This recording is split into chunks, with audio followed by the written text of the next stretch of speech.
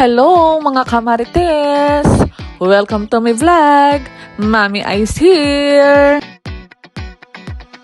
Hello mga kamarites! And for today's video naman ay magluluto tayo ng paksiw na galunggong. Yan na lang natirang isda kanina sa palengke pero sakit sa bulsa, presyong karni pa din. At yan na nga, sinangkot siya ko na lahat ng masangkap at nilagyan ko ng 3 piga na kalamansi, dagdag asin sa ating pinaksiw. At na makompleto ko na nga lahat ng masangkap at tinakpan ko na yan. At sa isang kulo lang, sinunod kong nilagay ang ating mga gulay, ang palaya at saka talong. Magulay-gulay din naman daw tayo paminsan-minsan, sabi ni Mister.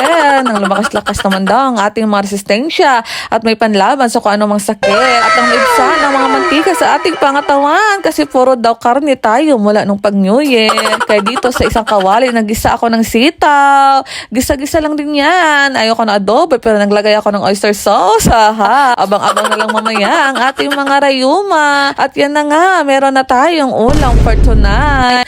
Paksiw na galunggong na may ampalaya at talong, per natiran pa yan ng ginisang sitaw. Perfect para sa malamig at maulan-ulan na panahon dito. Mag-healthy foods daw muna kami for tonight. Kaya gulay-gulay din paminsan-minsan ang humaba naman ng ating mga buhay. Thank you for watching. Bye-bye!